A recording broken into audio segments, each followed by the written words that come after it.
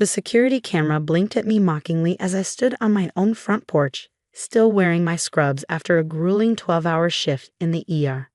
My feet ached, my back was killing me, and all I wanted was to collapse into my own bed. Instead, I was staring at Patricia's smug face through the doorbell camera, trying to process what she just told me. "I mean it, Emma," she continued, her perfectly manicured nails tapping against something off-screen. "David's finally seen sense. This house belongs to our family, and you were never good enough for it or for him." My name is Emma Chin, and at 32, I was living through every daughter-in-law's worst nightmare. But unlike most women in my position, I'd seen this coming from a mile away. Patricia Williams had been trying to sabotage my marriage to her precious son David since the day we met 5 years ago. It started small, snide comments about my Chinese heritage at family dinners, constant criticism of my career choices, a doctor. But when will you have time for children? And not so subtle attempts to set David up with her friends' daughters. But over the past year, things had escalated. She'd gone from passive-aggressive to just plain aggressive, and tonight was clearly her grand finale. I shifted my weight, adjusting my grip on my work bag as I maintained eye contact with the camera. "Where's David?" I asked, keeping my voice steady. "I'd like to hear this from him." Patricia's laugh crackled through the speaker. "He's not here. He's staying at our house while he processes everything. But he left this for you." She held up a piece of paper, what looked like a hastily scrawled note. "Would you like me to read it?" "No need," I replied, already pulling out my phone. "I'll just call him myself." "Oh, he's changed his number too. Fresh start, and all that." Her voice dripped with satisfaction. "There are some boxes on the porch with your things. Take them and leave, Emma. Don't make this more difficult than it needs to be." I glanced at the 3 cardboard boxes stacked neatly beside the door. They hadn't been there when I left for work this morning. I could see some of my clothes spilling out of the top one, hastily shoved in without care. My throat tightened, but not from sadness, from anger.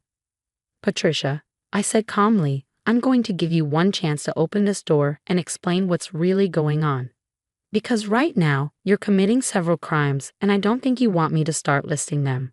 She scoffed. "Crimes? This is my son's house. He has every right to." "This is my house." I cut her off, my voice sharp. "My name is on the deed. I paid for it with my own money. And what you're doing right now is illegal entry, theft, and harassment, just for starters." There was a pause, and I could almost see the wheels turning in her head. "David told me this was his house," she said finally, but there was a note of uncertainty in her voice now. I smiled, remembering the day I'd bought this place. David had been hesitant about putting only my name on the deed, but I'd insisted.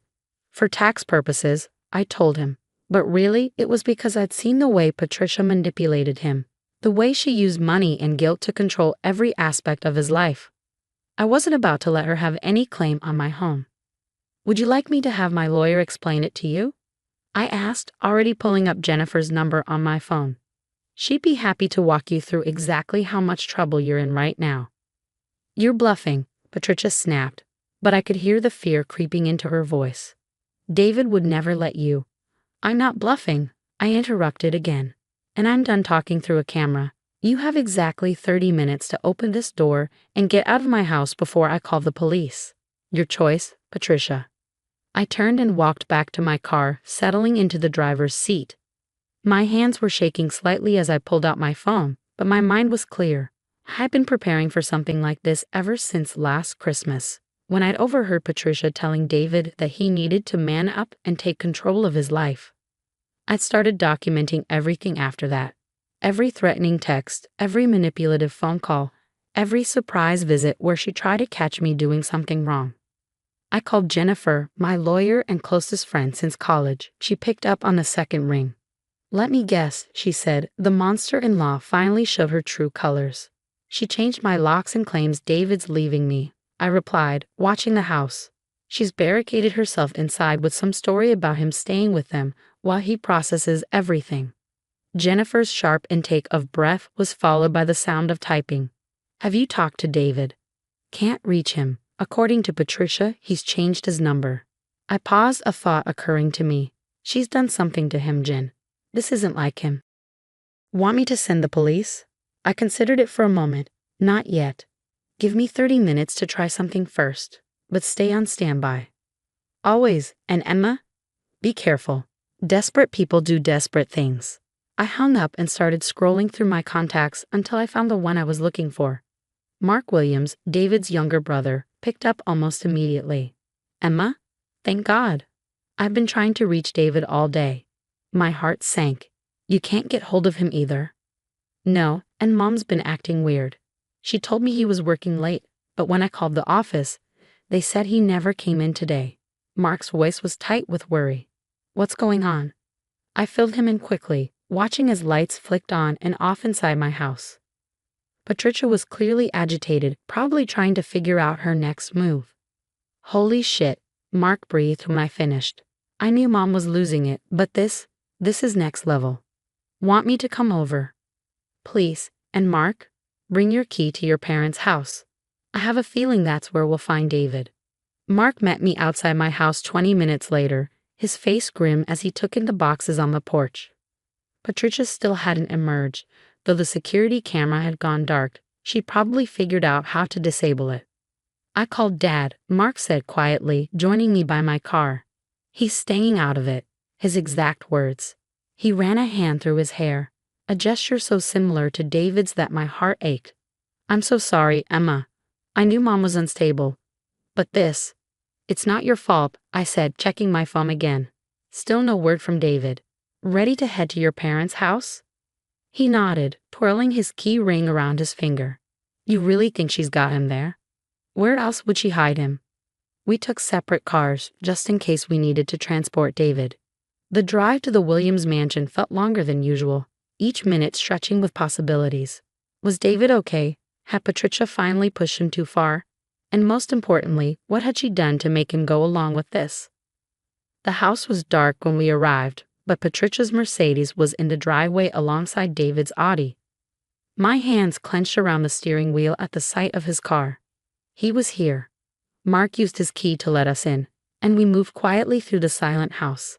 Everything was immaculate, perfectly arranged, Patricia's obsession with control evident in every carefully placed ornament and straightened picture frame. Check the guest rooms, I whispered to Mark. I'll take the study. He nodded and headed upstairs while I made my way to Robert Williams' study. David had always felt safe there, even as a child. It was the one place Patricia rarely ventured. The door was locked, but I could see light seeping out from underneath. My heart pounding, I knocked softly. Dad? David's voice, groggy and confused, came through the door. Is that you? David, it's Emma. Can you open the door? There was a shuffling sound, then footsteps. The door cracked open, and there he was, my husband, looking disheveled and dazed. His eyes were unfocused, and he swayed slightly as he stared at me. Emma, he blinked slowly. What? What are you doing here? Mom said. I pushed the door open wider and caught him as he stumbled. David, what did she give you? Just something to help me sleep, he mumbled, leaning heavily against me. Said I was too stressed, needed to rest.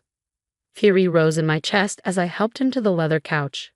Patricia had drugged him, probably with sleeping pills, maybe something stronger.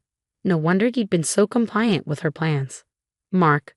I called out, keeping my voice low but urgent. In here. Mark appeared in the doorway, his face darkening as he took in his brother's condition. Jesus Christ, he muttered. Is he drugged? I confirmed, checking David's pupils. They were pinpoints. Call an ambulance. Now. The next few hours passed in a blur. The paramedics arrived, followed by the police. David was taken to the hospital. Not mine, thank God, but a good one across town. Patricia was nowhere to be found, but a quick check of her credit cards showed she'd booked a flight to her sister's place in Florida. Jennifer arrived at the hospital just as they were finishing David's toxicology screen. The results confirmed what I'd suspected. A dangerous combination of sleeping pills and anti-anxiety medication, enough to keep him confused and compliant, but not enough to raise immediate alarm. We can add attempted murder to the charges, Jennifer said grimly, reviewing the report, along with breaking and entering, theft, false imprisonment. I don't care about charges right now, I interrupted, watching David sleep through the observation window. I just want him safe. Mark had gone to secure the house and change the locks. Again, the police had documented everything, including Patricia's hasty evidence removal attempts. She tried to delete the security camera footage, but had already backed it up to the cloud. Every smug word, every threat, preserved for the court to see. David woke up properly around midnight, the drugs finally clearing his system. I was sitting beside his bed when his eyes opened, clear and alert for the first time in what must have been days. "Emma?" He reached for my hand, his voice hoarse. "What happened?" "The last thing I remember. Your mother," I said softly, squeezing his fingers. "She's been drugging you, David. For days, maybe longer. She tried to make it look like you'd left me." His face crumpled as the memories started coming back. "The tea," he whispered. "She kept bringing me tea, saying it would help with my stress. And then, everything got fuzzy. I remember her talking about the house, about you, but it was like I was underwater. I couldn't think straight." I held him as he broke down, his body shaking with sobs of rage and betrayal. This strong, kind man who had always tried to see the best in everyone, even his mother, finally facing the truth about who she really was. "I'm so sorry," he kept saying. "I should have seen it. All these years I should have protected you from her." "Hey," I cupped his face in my hands, making him look at me. "You have nothing to be sorry for. She's sick, David. This isn't your fault." The police caught up with Patricia 3 days later at her sister's house in Tampa. She'd been planning to flee to the Cayman Islands, where the Williams family had accounts dating back generations. Instead, she was arrested and extradited back to face charges.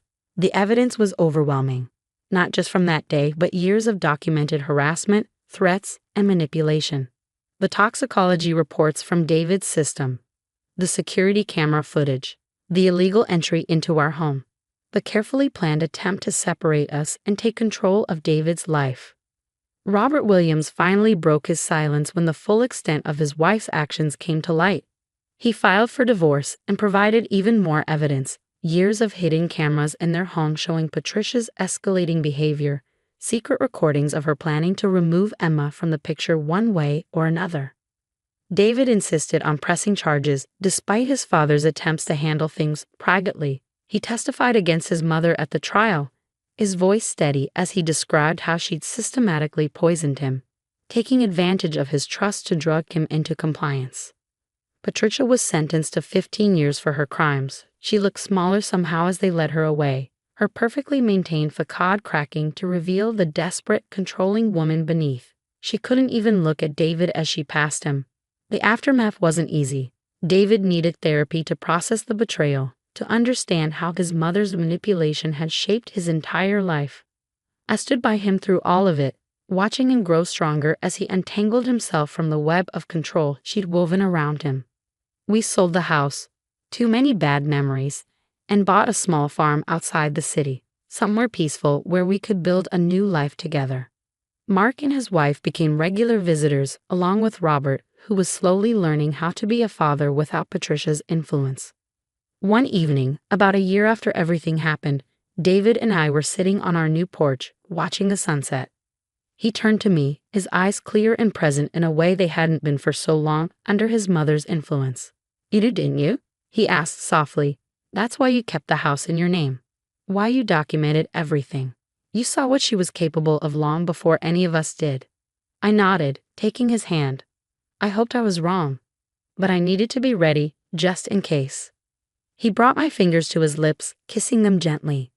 "Thank you," he whispered, "for being strong enough to fight for us when I couldn't." We sat there in comfortable silence, watching the sky turn from orange to purple.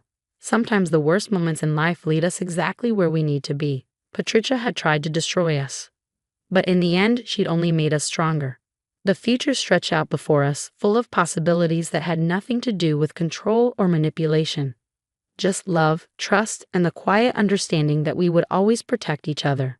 The occasional letter still arrives from the prison. Patricia's attempts to explain, to justify, to manipulate even from behind bars. We don't read them anymore. Instead, they go straight into a file Jennifer keeps, just in case. Because if there's one thing I've learned, it's that you can never be too prepared. But mostly, we focus on building our new life, on healing, on a family we're creating, one built on love and respect, not control and fear. Patricia tried to tear us apart, but she only succeeded in showing us what we're capable of surviving together. And sometimes, late at night, when the house is quiet and David is sleeping peacefully beside me, I think about that moment on the porch, staring at Patricia's smug face through the security camera. She thought she had won, thought she'd have finally gotten rid of me. She never understood that real love isn't about control. It's about standing together, even when everything is falling apart. That's the lesson we carry forward. That's the story we'll tell our children someday. Not about the darkness we faced, but about the light we found on the other side. Because in the end, love wins. Not the controlling, suffocating love Patricia thought she was showing, but the kind that sets you free, that makes you stronger, that helps you become who you were always meant to be, and that's something worth fighting for.